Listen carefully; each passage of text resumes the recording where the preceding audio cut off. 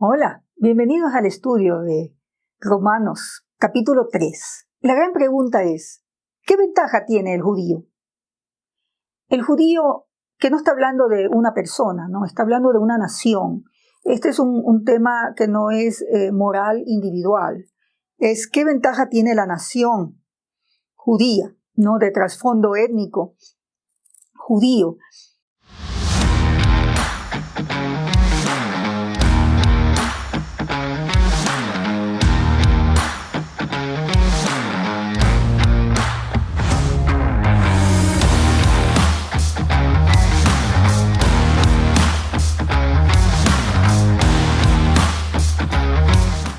¿De qué le aprovecha la circuncisión? ¿De qué le aprovecha ser el pueblo descendiente de Abraham según lo étnico? Y aquí le está diciendo qué ventajas tiene, ¿no? Capítulo 3, versículo 2. Bueno, de muchas maneras tiene ventajas, ¿no? Dice, primero, ciertamente que les ha sido confiada la palabra de Dios. Pues, ¿qué si algunos de ellos han sido incrédulos?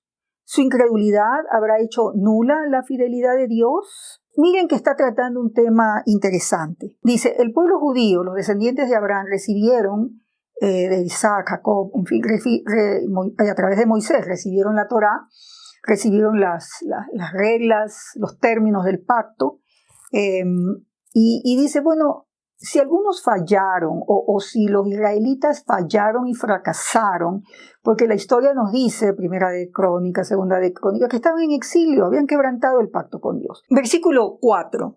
De ninguna manera, antes bien, sea Dios veraz y todo hombre mentiroso, como está escrito, para que seas justificado en tus palabras y venzas cuando fueres juzgado.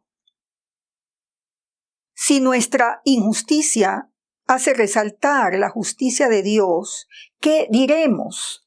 A ver, ¿qué está diciendo? Está diciendo que nuestros fracasos, o los fracasos de Israel o de los judíos, ¿van a resaltar la justicia de Dios?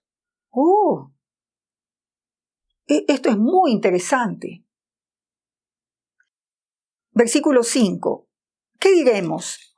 ¿Será injusto Dios que da castigo? Hablo como hombre, dice el apóstol Pablo. En ninguna manera, de otro modo, ¿cómo juzgaría Dios al mundo? Pero si por mi mentira la verdad de Dios abundó para su gloria, ¿por qué aún soy juzgado como pecador? ¿Y por qué no decir, como se nos calumnia y como algunos cuya condenación es justa afirman que nosotros decimos, hagamos males para que vengan bienes? No, ¿cuál es el problema aquí? O sea, me pongo ahorita en los zapatos del pueblo de Israel, judíos según la carne. ¿Qué hacemos? ¿Estamos perdidos entonces? ¿Y entonces hagamos lo que sea? ¿O Dios nos ha prometido que nos va a rescatar y entonces no importa que hagamos mal, igualmente vamos a salir bien parados en ese juicio final?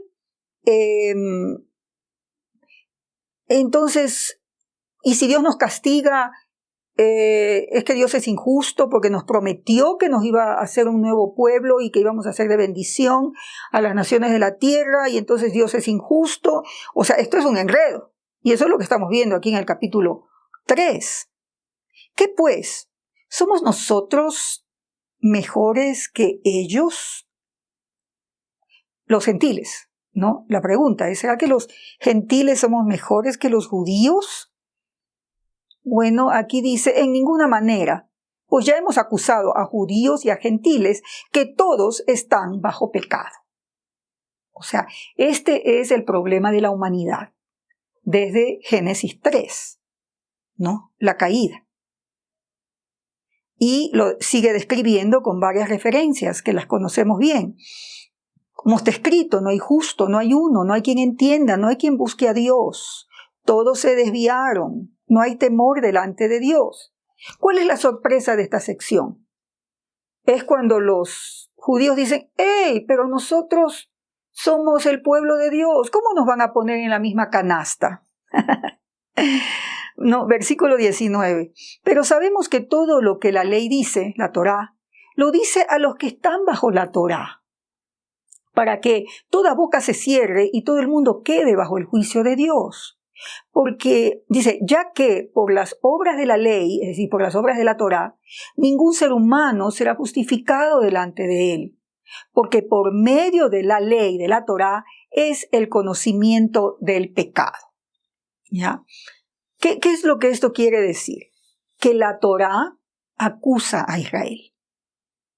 La misma Torá, que era motivo de orgullo, de ser aquello que los distinguía de los pueblos gentiles, es quien les acusa, ya, porque han transgredido la ley y porque la Torá, los mandamientos de Dios, le revelan a los judíos étnicos qué es lo que Dios espera, ya. Y más adelante el apóstol Pablo va a decir que el propósito de la Torá no era traer justificación o salvación, era mostrar, ¿no?, ese camino de Dios, pero al final acusa, finalmente acusa, no porque sea mala, sino porque ningún ser humano, aquí dice en el versículo 20, por las obras de la Torá, es decir, por la obediencia a la Torá, ningún ser humano será justificado delante de Dios.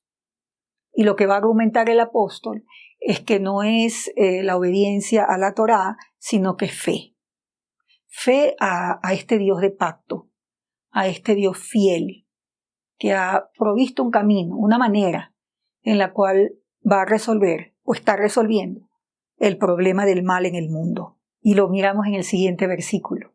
Romanos capítulo 3, versículo 21.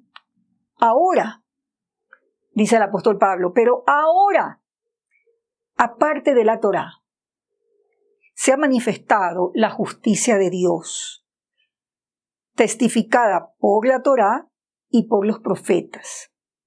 Entonces aquí el apóstol hace un viaje, digamos, expresando también su trasfondo judío. El apóstol Pablo es un judío del primer siglo, fariseo. Conoce la Torá, conoce la historia de Israel. Y por su encuentro con Jesús en el camino a Damasco, él ha podido revisar y entender de otra manera cómo es que Dios cumple su pacto, que es la justicia de Dios. El dikaisune teu, la justicia de Dios, ha sido manifestada, que Dios es fiel al pacto, y lo ha hecho aparte de la Torá. Es decir, no lo ha hecho con la Torá como su instrumento, ¿ya? Y que esa forma de Dios de mostrar su fidelidad al pacto, y cuando hablamos pacto otra vez es Génesis 12, Génesis 15, el pacto de Dios con Abraham, de hacer bien al planeta y a la humanidad y a todo, ya había sido testificada por la misma Torá, Deuteronomio 30, y por los profetas también. Entonces no debería ser sorpresa. ¿Ya? Versículo 22. La justicia de Dios, esta fidelidad de Dios al pacto, ¿cómo es que ha sido? Dice que es por medio de la fe en Jesucristo, para todos los que creen en Él, porque no hay diferencia. No, por cuanto todos pecaron y están destituidos de la gloria de Dios, siendo justificados gratuitamente por su gracia mediante la redención que es en Cristo Jesús. Miren esta maravilla, está haciendo este contraste, ¿no? De que la justicia de Dios, la fidelidad de Dios al pacto, que también es la fidelidad de Dios a su plan de Génesis 1, 26, 27, 28, se manifiesta en Jesucristo. O sea, llegamos a tener esa revelación cuando creemos en Jesús, ¿ya? Y somos justificados. Recuerden esta visión de tribunal, donde el juez dice, venga, entre.